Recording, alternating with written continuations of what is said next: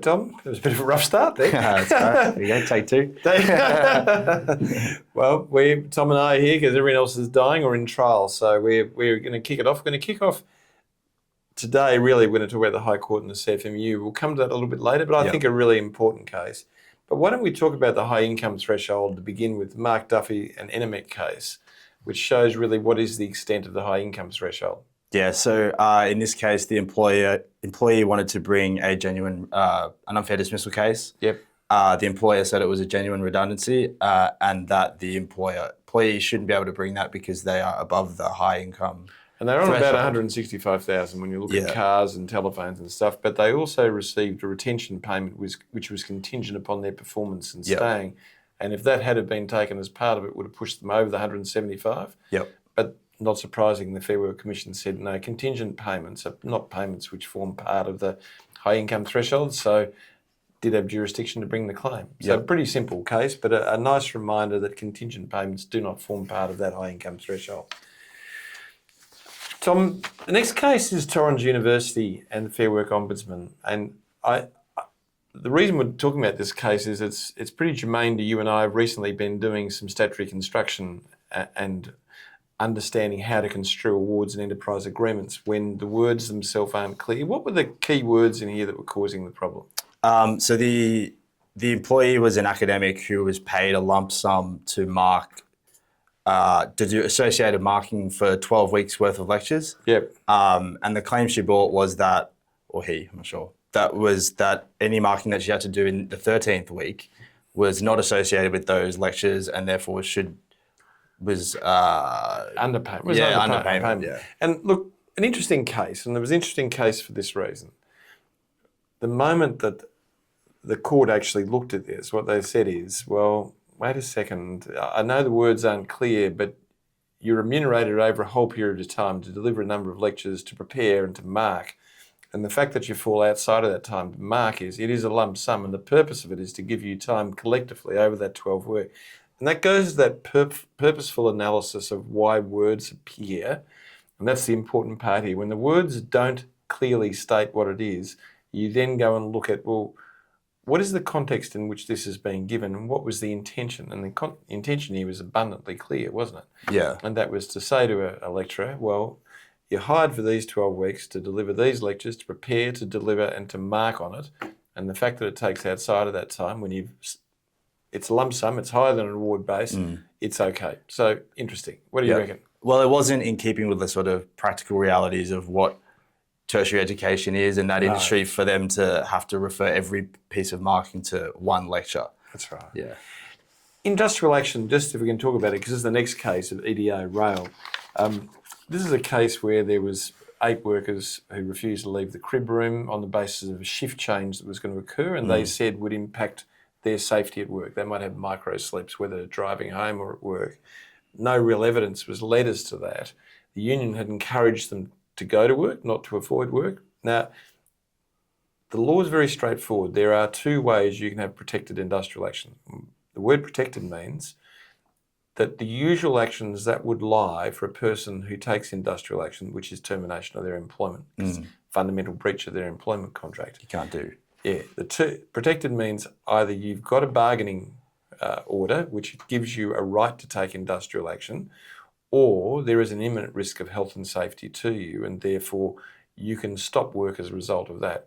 And So these employees were trying to claim that because they were asked to do extra night shifts, that this created they were going to fall asleep on the job or fall asleep on the way home. And they just weren't able to produce compelling evidence of that case. So they were found to be, they got what was called a stop order, a section 418, which is a statutory injunction that sits under the Fair Work Act, stopping their industrial action. So it just shows that if you want to claim that there's a risk to your health and safety, that you do have to show evidence. Well, the onus is on you, and it's got to be compelling evidence, and it's got to be an imminent risk rather than a potential risk. Yeah. Okay? Gotcha.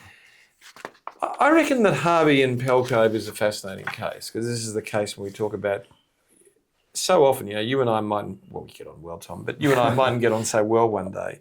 On camera, at least? Yeah, on camera we get on fine. I get on fine with Toy on camera. Just when she moves the camera, I want to kill her.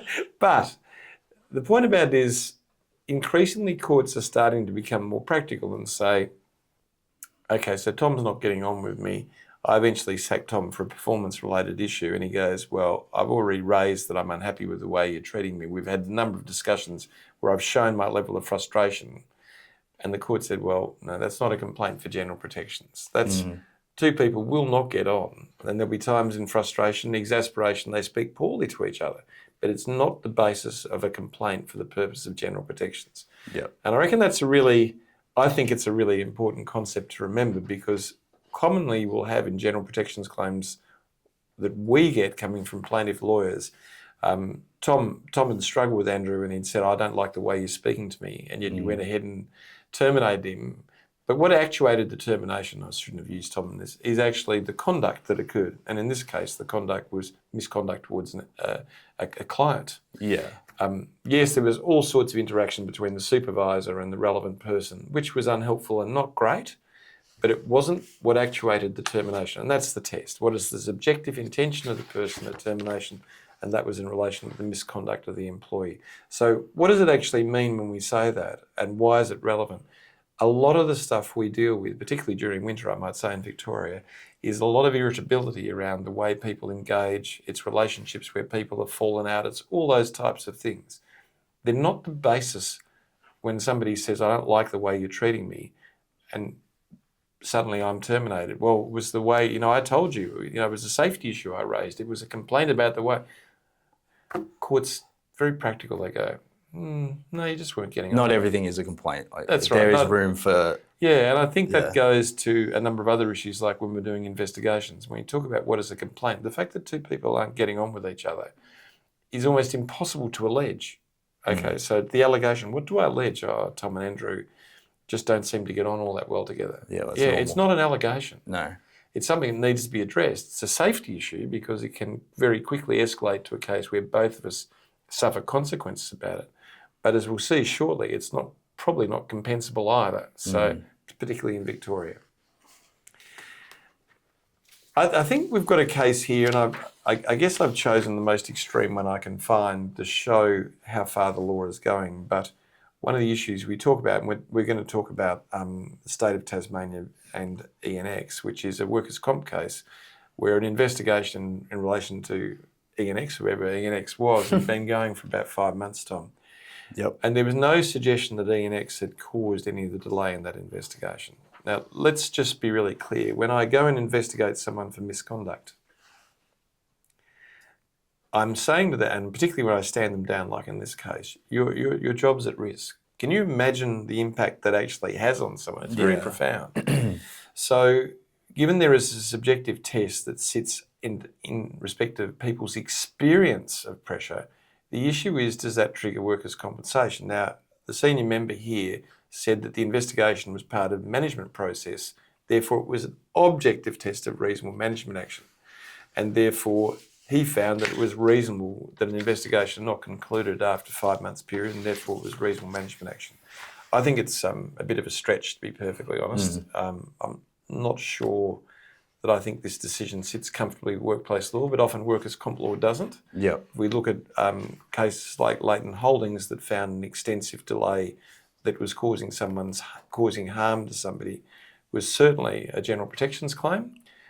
I think that the workers' comp jurisdiction has to be much more mindful. They're meant to be there in a protective capacity rather than looking at an employer and saying 5 months is reasonable. Because I'm telling you, 5 months is not a reasonable time when you've got someone stood down. Yep. Unless the person who you've stood down is causing the delay. Yep. So interesting case. Really, by not cooperating. Or yeah. Or they've got a mental health issue which prevents them from actually being involved, and that's not the case here. All right. What about this? Not including serious allegations. Tom, this is a case you and I were chatting about afterwards. Yeah, Cox, Hill and Mueller. Yep. Maybe you could just walk through the facts of it. Yep. So a carpenter and his employer had agreed to amicably part ways. So they weren't getting on. Okay, that's quite clear. It was in a probationary period. It was in a probationary period. I can't remember now, but they weren't getting on, so they agreed to separate. Agreed to part ways. And then 2 days later, the employee has allegedly got into a debacle with a few of the other employees, and the employees they've received complaints against him. Yeah, and some historical as well, not just for immediate time. He's been abusing other staff members. And so he was summarily terminated. But the nature of those allegations was never put to him. Yep. Now, I have a bit of a view about this. I suspect that, I think it was the Deputy President who was involved in this, said, well, you didn't put it to him, so there's no procedural fairness, it just fails.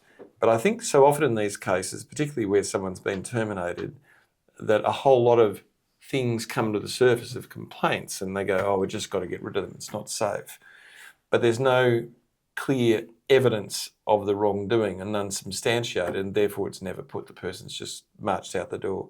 But whatever it is, no matter how serious the allegation, if you don't put it to the person and give them a chance to respond, you fail under the Fair Work Act. So the procedural issue was definitely alive. Yeah. There's no doubt at all this could never succeed. We don't often talk about the next issue, which is when someone does something which is so far outside of the nature of their work and get injured, are they compensable? And every workers' comp jurisdiction in Australia says effectively, if you do something which is not part of work that causes that loss, it will not be compensable. And I think this is just a fun story, actually. Yeah, so this guy or girl, I assume it's a guy somehow, was working It is as a guy, yeah. was working as It's a the sister-in-law who says. Yeah. He was working as a farmhand and driving around on the quad bike doing donuts. Yep. And he's been thrown from the bike and injured himself. It's not quite what he said, but the finding was that was what was happening. And, Yep. and the finding was that it was not compensable because doing donuts was never part of his work. Yeah. I think we all agree with that. But he was doing it on the job, but it was so far outside of his duties that and for he could never those claim for that. mad geeks who like law, this is sort of Bean's case coming to workers' compensation, which if it's not in accordance with what work is, it's something so far external from work, even if it occurs at a work site during work time, it will not be compensable. Yeah, like if I did a backflip off the bench or something. Yeah, don't do it. Don't do it. So, forced resignation, I found this pretty sad. Cameron and Terex is a sad case of an ex-US Vietnam vet, had PTSD, sleep apnea, had a child with a disability, all sorts of relationship issues. Made this known to the employer. Employer was mindful of it too. Yeah. But then just started giving huge amounts of overtime even when he resisted, and had said that he had caring responsibilities, and ultimately led to them going to a work function at a shooting range and then abusing him in relation to performance. This is a guy with PTSD that related to his Vietnam vet years. Ridiculous. And so the issue is whether this was a termination at the behest of the employee or the employer, and the employee says it's constructive dismissal, so therefore it's at the employer who terminated me, therefore I have jurisdiction to bring a claim. And it's not surprising at all. The Commission said when you look at the number of factors here, what choices did he have? And the answer is there was no place for him to stay safely. And that's the key part. Therefore, it's a relevant constructive dismissal. So interesting and good case, just to remind us that you can create unfair dismissal rights by the manner in which you behave. The main topic today is the CFMEU case, which went before the High Court as an original jurisdiction because there was an argument by 4 members of the CFMEU saying that the appointment of an administrator would prevent them from being able to use the resources of the Construction and General Division of the CFMEU to prosecute their implied rights of political speech. Right. Tell us what happened. So, the new laws that have come that were introduced in 2024 establishes a scheme for the administration of the Construction and General Division of the CMFEU. Yeah. And the administrator, Mark Irving, I believe. Yeah, has a silk, who was appointed. So he has taken control and put them into administration. Yeah, he as part of being an administrator, will take control of the resources. Right. And so these four people representing the Construction and General Division said, well, look, when he takes control of those resources, I can't use them to prosecute this implied right that I have under the Constitution to say what my political views are and to challenge other people's political views.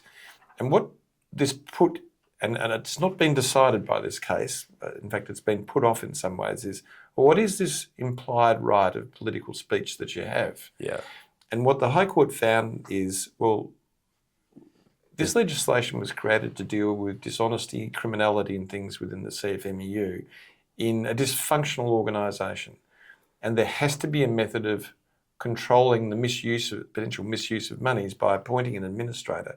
And if that has the effect of reducing your capacity to actually fund political speech. It's not a breach of any implied right.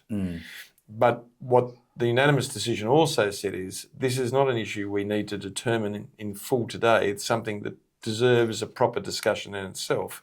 But in the circumstance of this case, where you have an organisation where it is argued that there has been dysfunctionality around the use of money, that there must be a method of remedying that, and the appropriate method is to appoint an administrator, and therefore it will prevent some of the things that you may want to do by spending resources, but it will not infringe your implied rights under the Constitution. So just to be clear, are they saying that it's not a breach of their implied right, or it is, but there is a good reason for it? No, it's not. What they haven't been able to define, Tom, is what does that implied right actually look like? But what it's not an absolute right like in other countries. It's not an absolute right. So it is a right that exists there, but clearly where there is dysfunctionality within an organisation, particularly around the use of monies, the appointment of the administrator is an appropriate step to take. And if that prevents you allocating resources towards political things, then so be it. Yeah. Doesn't stop you talking, doesn't stop you going out and arguing, doesn't stop you doing any of those things. It just prevents you from using the resource.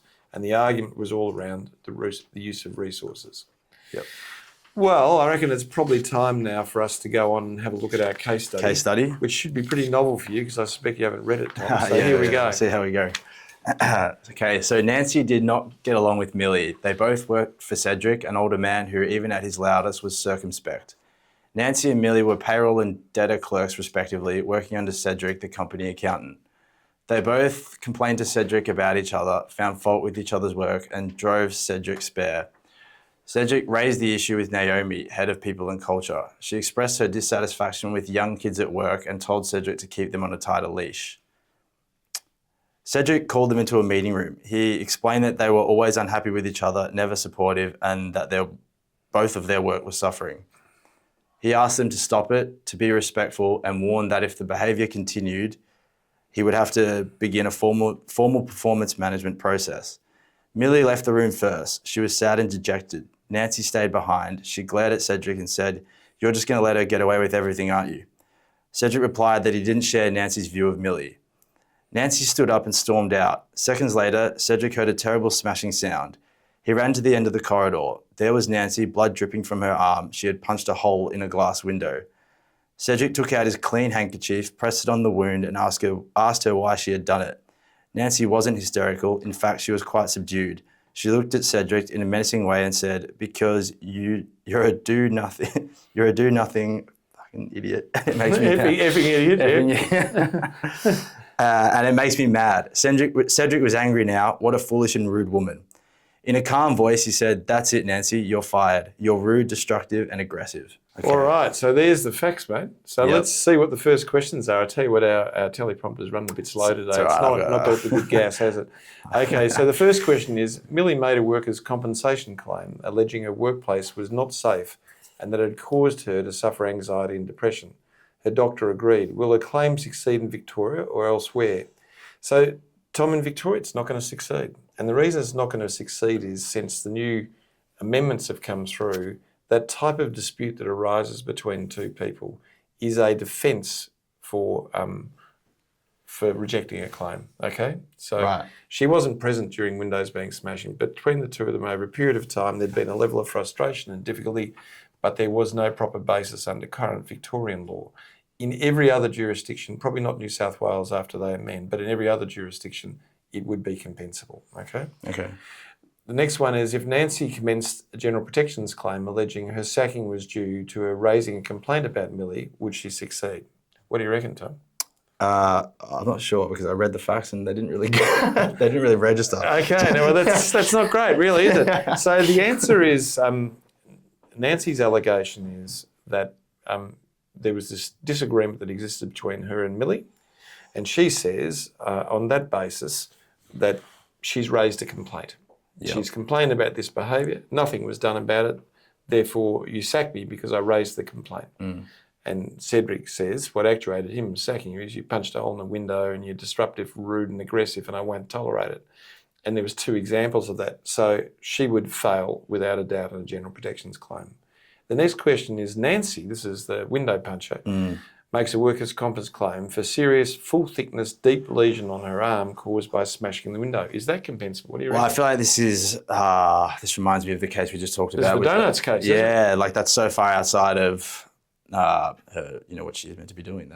No, I totally agree with you. I might say in New South Wales 2 or 3 years ago, it probably would have been accepted, but the answer is it should never, ever, ever be accepted. Okay. Is Nancy's injury a notifiable incident under the safety law? I'm going to deal with this one, Tom.